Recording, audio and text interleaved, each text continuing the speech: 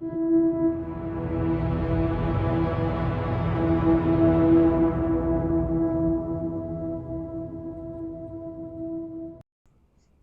two, one.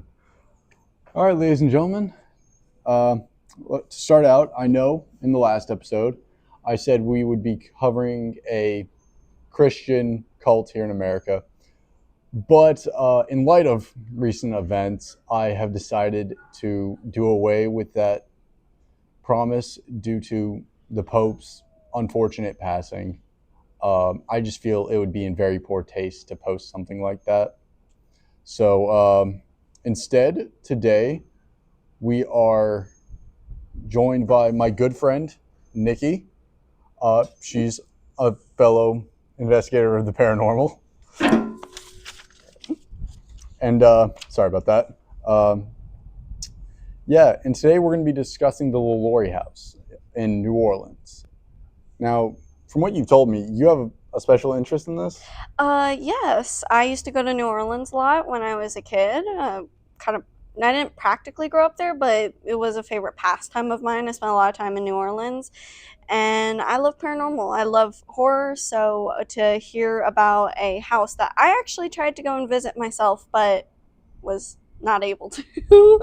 um, I did a little bit more digging into the story of the LaLaurie house, and it's honestly it's sad and kind of gruesome. Yeah, I don't know much about it. I know that it's haunted. That is, Very much so. that's about as much as I know. But before we get into that, Nikki, have you ever needed something for your gardening or for your crops at your house and Yes. not had it on hand? Mm-mm. And you don't want to pay a small fortune just to, get these items? Yeah, I will say gardening supplies can cost a hefty price. I have some strawberries growing and I need Miracle Grow. Very much so. Well, there is a solution. Dixieland Farm and Feed Store. They are the place to go for everything you might need for your farming and gardening needs. They're located in the Kiln here in Mississippi. They have everything from gardening supplies, farming supplies, to even some stuff for ranch work, for taking care of cattle. They also have a lot of like household tools that you can purchase as well. Let me get the address really quick because I have it written down. Right here. Dixieland is located at 21330 Mississippi 603 in Kiln, Mississippi 39556. Again, that is 21330 Mississippi 603, Kiln, Mississippi 39556. Thank you, Dixieland, for being our sponsor.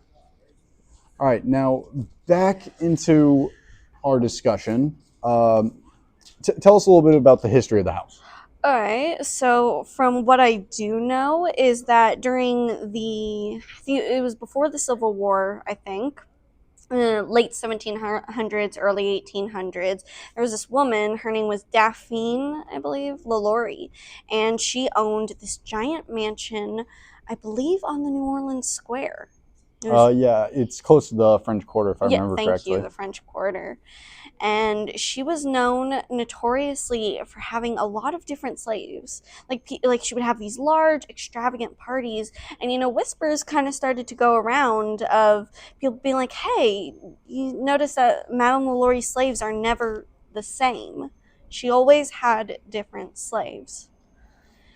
And it was always just kind of just a weird thing. Nobody really talked about it, but it was like kind of those things where like people was like, "Hey, what is that?" And what I do know is that eventually somebody happened to see there was this little girl running up the outside stairs of the house. She got all the way up to the roof, and somebody saw Madame LaLaurie chasing her with a whip. And unfortunately, the little girl jumped in order to avoid Madame LaLaurie. From the little bit of research I have done, this isn't just a isolated incident. She No. did this to quite a few of her slaves. I'm trying to make this so I can be Sorry. monetized, but hey, y'all know this podcast. I'm already not monetized outside of my sponsor I just mean, because of the nature. So it's an unfortunate history we have in our past as Americans. very much Civil so. War and everything. It's nothing we can really avoid. It has to be talked about in some ways. Yeah. But yeah, this was not an isolated incident. Actually, what I do know is that there happened to be a house fire at one point, and all these people rushed in. Actually, before I talk about that, sorry, she actually, because of that instance with the little girl, her slaves were taken away from her. However, she knew people and her family. She was actually able to orchestrate and get her family to buy back her slaves for her. It's sick. It is.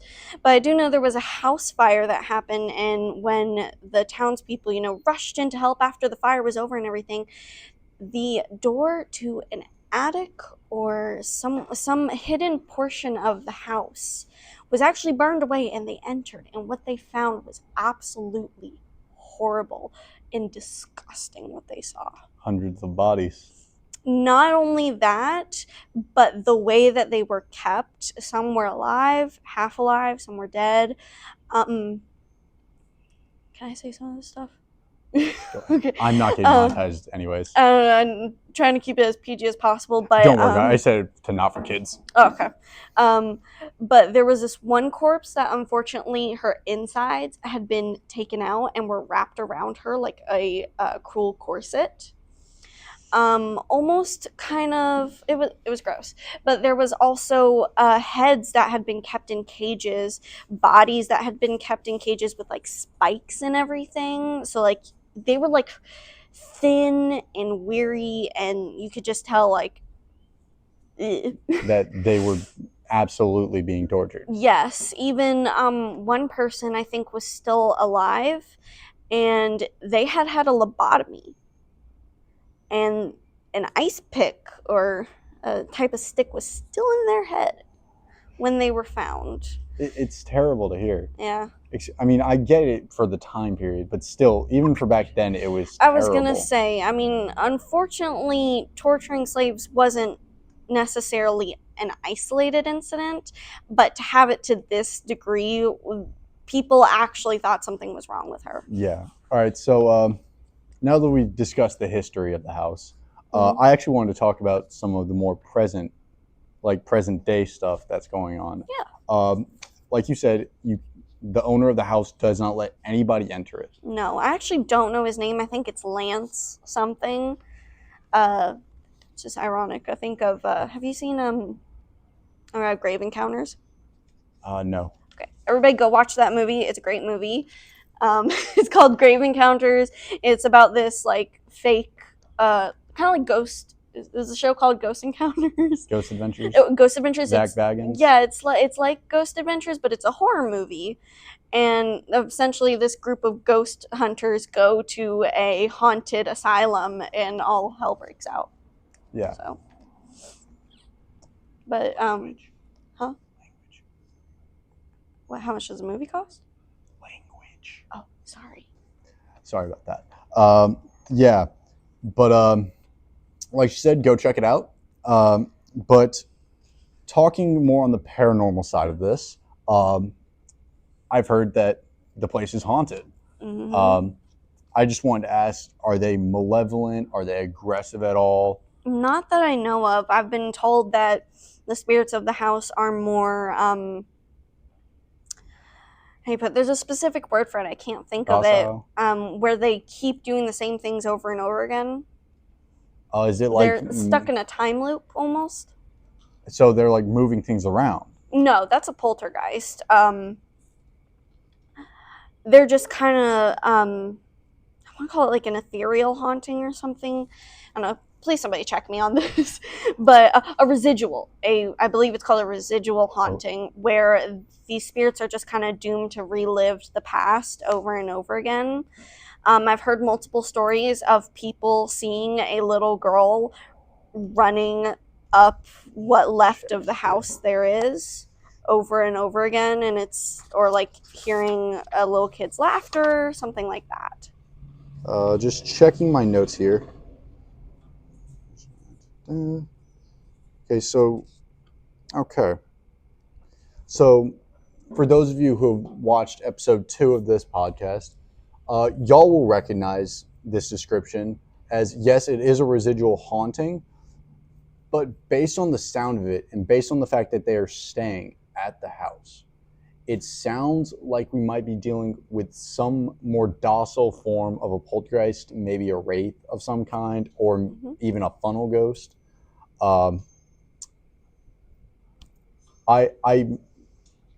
not been there. I have not done tons of research into it, but I have heard rumors that some of the slaves were Jewish. Honestly, I've never heard that one before. I've heard rumors. There's no confirmation of this. This is purely speculation. If this is true, the house might have a Dybbuk, maybe. I don't know. But yeah, they don't, from all the reports that both of us have read, they don't seem hostile at all. No. They just go around moving, not objects, but just moving around the house. I've heard some people say that when they were outside the house, or before the guy who owns the house now, and you could visit the house, that you could hear an actual whip cracking occasionally. So Yeah. I don't know if Madame LaLaurie still haunts the house. I definitely have heard that, unfortunately, the people who were subjected to Madame LaLaurie are still, unfortunately, stuck there. Yeah. But I have heard stories of people saying they heard a whip cracking. Yeah, it really is sad to talk about, but I mean, it's history, and here we don't budge in parody history at all. You guys know this based on last episode with Goatman's Bridge. I will not misinform any of you. If I don't know the facts, I will state that. Yeah, but who knows? Maybe eventually they'll open it back up. I don't think so. Unless a new owner comes around or buys the house. I could be wrong, but I remember the guy who owns the house doing a quick interview. I could be wrong, but I remember him saying that he was not opening the house up to anybody. And so I don't think anytime in the near future anybody is going to get to actually see the LaLaurie house. And it really is sad to hear, because you guys know that I love exploring the paranormal. I've done several investigations myself. I would love to go there and actually stay the night and do a proper investigation. But as of right now, guys, it's just not possible. But I do have some exciting news for all of you. I've gotten a couple requests from people through private messaging that they want to actually see me do a paranormal investigation somewhere. And, well, here's my proposition to you guys, the viewers. If you guys get this video over 100 likes, I will actually post a video with me doing a paranormal investigation. I don't know if Nikki will join me. Nope. No, I do not. I'm so sorry. I would honestly love to, but the risk of something following me and attaching me is not something I'm willing to bring back to my lovely boyfriend. So I'm sure he wouldn't appreciate that. Well, you guys know me.